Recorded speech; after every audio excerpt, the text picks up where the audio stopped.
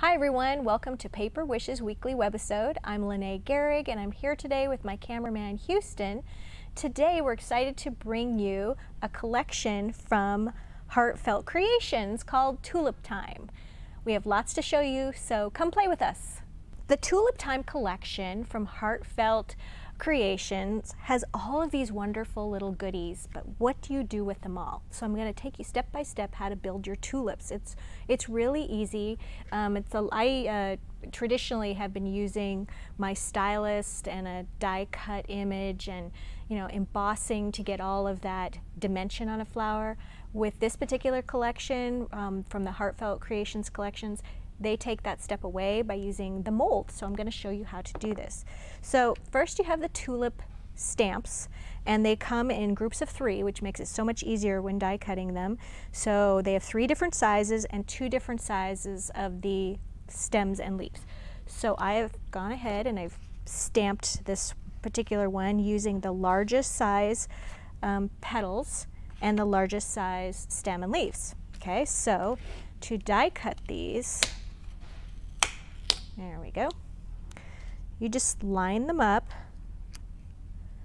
like this. And I used the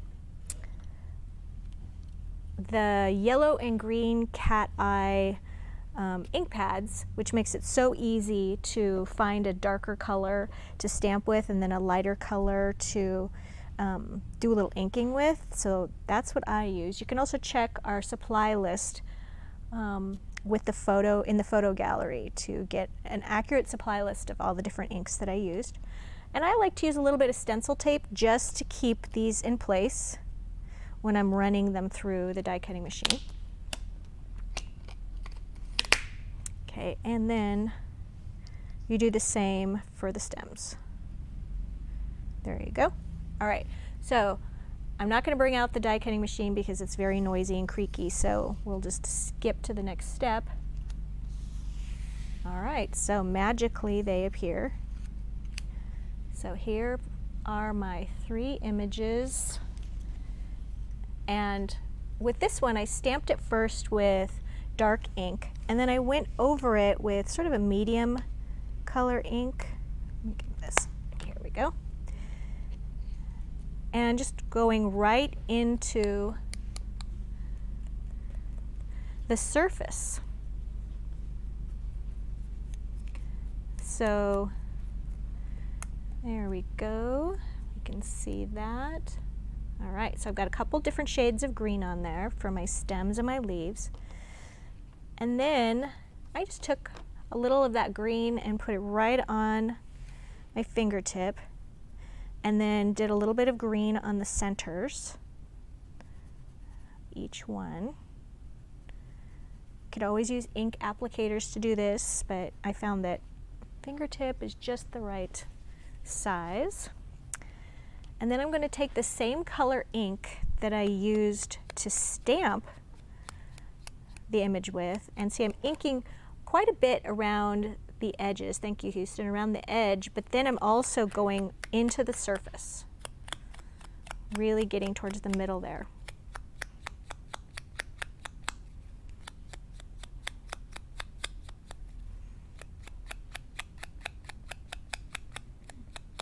There we go. Now the back's all white. What are we going to do with that? The back is actually going to be the inside of your tulip. So you just need a little bit of color, because when the pieces are all closed up, you really aren't going to see much of the inside, but you just want to give the illusion that there's a finished piece in there. I'm going to do just one more of these. See how fast I can do that.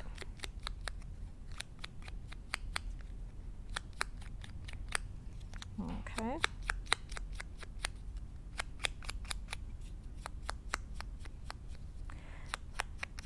All right. Okay, now we'll just get rid of the one I didn't finish. So now I have 3 finished pieces and my stem. So now we have the mold. I'm not going to use these anymore, so I'll take those away. Okay, so now we have our mold, and it just pops open. Wow, my fingers are really green. This just pops open like that. All right, and you're going to lay these face down. And they do have a direction, I've noticed. You kind of have to move them around until they fit in the proper direction. This one curves a little bit, so I think it goes like that. There we go.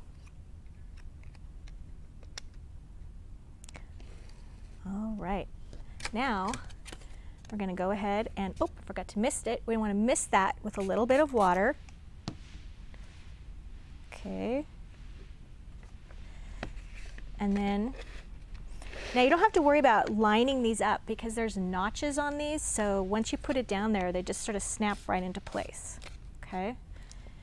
All right, and then I have my machine.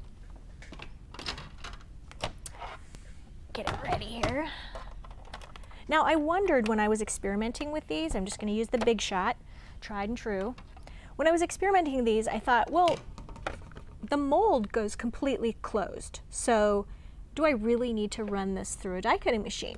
And I really did. I found out that the creases and the molding wasn't as sharp and crisp when I didn't use the embossing machine. So that's an important step. So make sure you do that. All right, forgive my scratched up plates. They are working plates. And see, I took away the platform, so I'm just using the mold and the 2 plates, and I'm just going to run that right through. Trying to get rid of my green thumb there. That's so distracting. There we go. And really, there feels like there's really hardly any resistance when I'm cranking that through. And that's why I was wondering, well, how important is that step? It turns out it was very important. All right, so look at that. They already have that beautiful mold on them. Look at that, you can see all the details. And then I just let them dry for just a minute or two, kind of while I got my other supplies ready, and then they were ready to use. Okay, so while those are drying, I'm going to show you how to deal with the stem. Now the stem, it is not part of the mold. You do need to do a little bit of embossing, but it's very quick. Here's just my old mouse pad, and I have a medium-sized stylus, and I'm going to go ahead and take this, and if you want your leaves to appear kind of concaved, you would do it from the front. Okay, and if you want them to have a more rounded appearance, you do it from the back. So you're going to do this part from the back, and I'm just going right down the center here. And then when you get to the stem part, just go right down the center and let that roll right up. See, it's actually curved now. And that's what I want. And then on this part, I'm actually going to curve that a little bit from the front, and I'll show you why later. All right, that's all you need, is just putting a little bit of dimension on there. Okay, I'm gonna move that aside. Now, let's talk about adhesive. How do you put all these things together? So some people like to use hot glue when they're putting these together. I have found that using Cosmic Shimmer Specialist Acrylic Glue is also a great alternative. If you're afraid of getting your fingers a little burned, or if it's a little hot, then hot glue might not be for you. So this is also a really good alternative, and I'll use both and you can see. So what you're going to do is take your petals, okay, and have them move forward like that. It's like a tulip would. And first we're going to do the glue gun. So I'm putting a little dot of glue on one side, on the inside part. And you're just gluing it like that.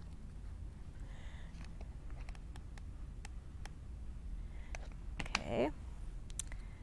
And then like that. And then the last one's a little bit tricky because everything's kind of closing up. Oop, I think I missed it. All right. And then like that. Okay, so that's the center part of our tulip. Okay, so for this next part, glue string, I'm going to use the liquid glue just to give you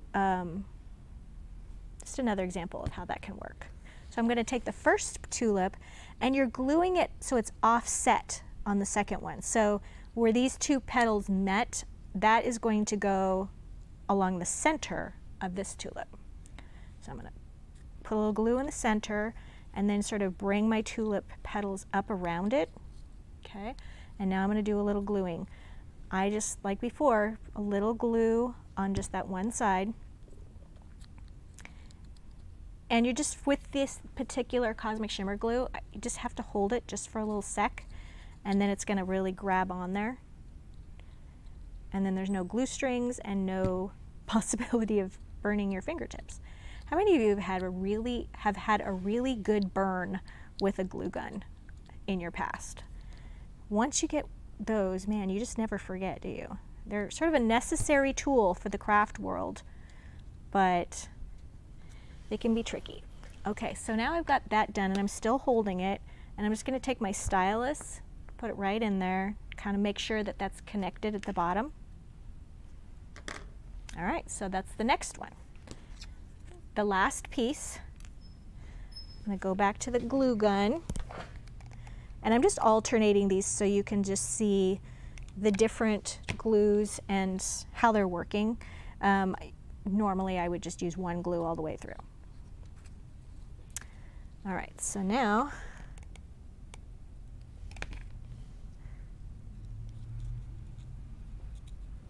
oh, sorry, I went right off camera there. All this tiny little work. Okay. In a minute here, I'll show you some projects that we did with this, and it was just fun to sit there in an evening, you know, in front of the TV, and I just mass-produced these little petals and these little tulips. Okay, whoops, there we go. Okay, so there's a completed blossom, and now I'm going to take it and I'm going to glue it to the top here.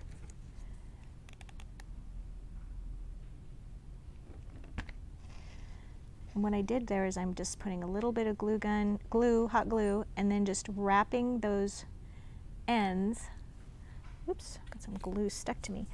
Wrapping those ends around the back. Okay, so there you go. Well, that didn't stick very well. Let me try that again.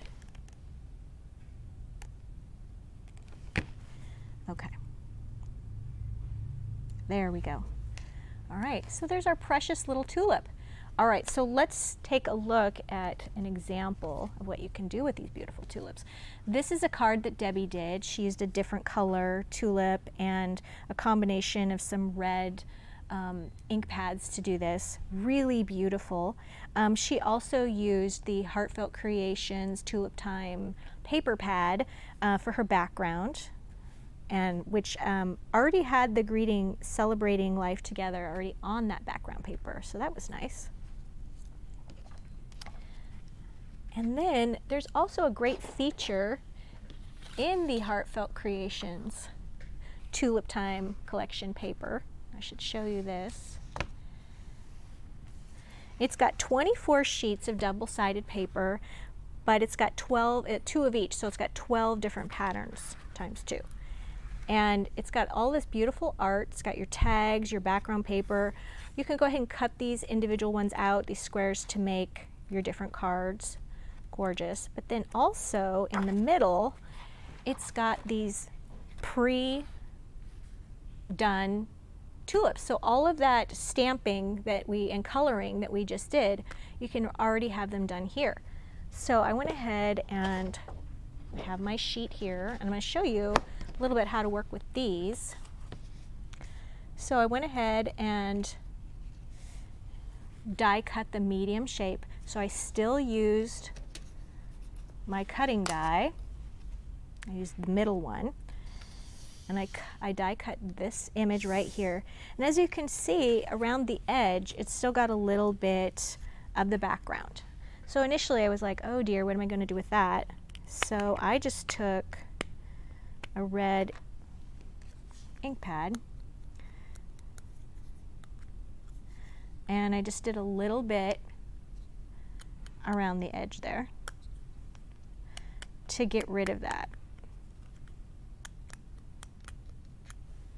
Okay, simple enough. And then let me show you the project that I did with these pre-done flowers that come in the paper pad. Here we go. This is a wonderful frame that you can get at Paper Wishes. It has these great, this is actually called a pocket frame, and this is the size A frame. And they're meant for paper crafting so that you can design something and then put it on display in your home. So it could be like a mini scrapbook page. It could be dimensional art like this that wouldn't be so great in getting smushed in a scrapbook, or it could be a card you're particularly proud of. The top is magnetized, it just lifts right off. So you can take your little pages and you can just slide them in. There's a little track on the inside, which I think is wonderful. So all of the flowers in this frame are from this sheet of pre-done flowers. So I just die cut them, and even the leaves, and arrange them here like this. I also used on my background these Bow Bunny double dot jewels, just like a flourish in the back, which I thought was fun to use. Brought a little sparkle, a little bling in there. There we go. And also I wanted to show you that the paper pack is really, really versatile. And here's a card that Debbie made, strictly using the paper pack. Just really gorgeous. I love this card. I'm thinking of you, with the window cut in here. So there's the paper pad stands on its own, really. I mean, you can make so many projects with that. So we just wanted to make sure that you were aware of that, as well as the Tulip collection. So check these out. Let me know what you think in the comments. I love hearing your feedback and even suggestions for other things that you'd like to see. Have a great day.